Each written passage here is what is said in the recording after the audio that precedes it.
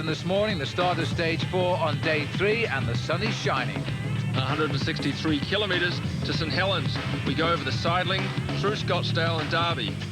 And this is a very, very famous route for the cyclists in Tasmania, but they know it's also a very difficult one. You can see the light wind that's blowing too, and the clouds on the mountains, although we can't see them here, are threatening rain again. Sunshine in the beginning, but as you say, those clouds are looming. I was looking over the Sidling there. It looks torrential.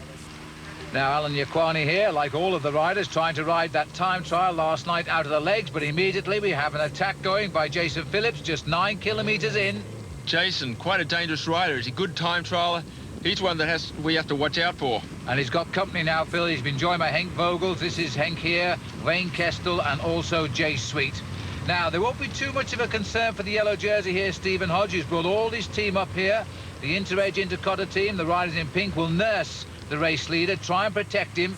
The best placed man in this breakaway is number 11, Jay Sweet. He's 9 minutes and 2 seconds off the overall lead. Now you can see the road a little bit wet. They've had a shower through here. But the climbs, none of these riders, apart from Phillips, are very good climbers, are they? No, that's right. But we're talking about Hodgie there. Here he is. All he has to do is make sure nobody really escapes from this group that was in that front group on the first day. And Hodgie really is making this team come alive here. He's a great team captain in Europe, and he's now got that team well organised. And at the front of the field here, Jason Phillips goes for the points towards the King of the Mountains competition. We're 40 kilometres into the stage now. Wayne Kestel will chase him over, followed by Vogels, and at the back there, Jay Sweet. So these 4 riders are starting to build a little bit of a lead over the field, Phil. Facing a bit of a descent on the other side of the Sidling here.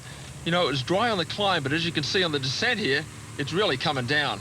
Now a new threat to the field, and the race leader will always stay at or near the front. Peter Pape taking them down the other side, Lars Mikkelsen. All these are teammates of Stephen Hodge. They're going to look after him well today on very difficult and very dangerous conditions. What really surprised me is how the field behind is really staying pretty well contained. You know, while these guys are off the front, the pace behind couldn't be too quick because everybody's still together. And there's a crash, and this crash has come a collision between 2 German riders here. Grisha Neerman is one, and the other one is Carsten Neerman. And I don't quite know what happened, but it appeared one rode into the back of the other. A simple lack of concentration. Anyway, although he looks a bit painful here, Phil, in fact, he's going to get up and he's going to go on. That's right. It's amazing. After a couple of minutes, you get that contusion goes down, and you hop back on your bike. The best thing is to continue on riding. But for the breakaway, the continue on is over, 90 kilometres covered, and Lars Mikkelsen has reeled them in first. And that's Lars making a little bit of pressure on the left of our picture. Jay Sweet resisting, but it's all over, all together. And now we've got Brendan Hart trying to go clear. A counter move from Alan Yaquani. We're on what is a very, very long and fast run now down towards St Helens. Certainly tailwind coming into town there. And, well, there's still a little bit of a climb here before they get to the finish. So Hart, who is a good climber, Yaquani is not such a good climber, but he'll give everything he's got because he's a very gutsy rider. And Lars Mikkelsen again trying to keep his teammate and team captain Stephen Hodge at the front where it matters. Hodge rides 4th wheel here, and that's very typical. Just keep an eye on everything without using too much energy. Top of the last climb, Hart has gone over the top on his own, and it now really is all downhill to the finish if he can hang on. Stephen's having a go from the bunch. One of my pre-race favourites, but we haven't seen him much till now.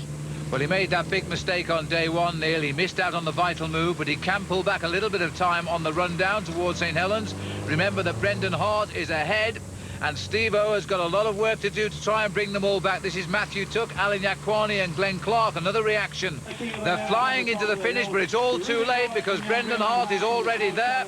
Hart gets the Kiwis' 2nd stage win of this tour, and it does look as though Neil Stevens will pull back a little bit of time as he cruises home in 2nd place. But there's no doubt that Stephen Hodge has had a good day, although the winner is Brendan Hart. Everything went very well. The guys just worked phenomenally today, all day long, all of them, all 5 of them. And, you know, we managed to control everything. There was one little, you know, dangerous group that went away at the finish there with one of the riders who'd been in the break. But, you know, in the end, I did a bit of work myself and to, you know, make sure that the gap wasn't too big at the finish.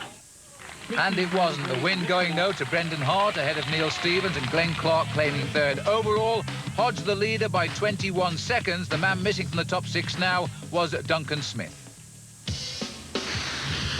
The winning move today came only after 107 kilometres when Alan Aquani and Brendan Hart moved away from the pack. It was up here on the hill, on the last hill of the day, where we saw Hart moving away. Didn't want to wait for the finish, I guess. I think at this point, Brendan Hart realised that Alan Aquani wasn't strong enough to go with him. There was still a long way to the finish once over the top of this climb, which was at 125 kilometres. So there's just chance for a final little drink, and then Brendan Hart settled in for what turned out to be a great lone victory. Well, the New Zealand riders are having a great tour. So why are the Kiwis doing so well down here in Tasmania? Maybe money hungry? I don't know. Tasmania's a little bit like New Zealand. Revered roads, a lot of rain, just cold. And I bet he hopes New Zealand's Olympic selectors were watching. Don't go away.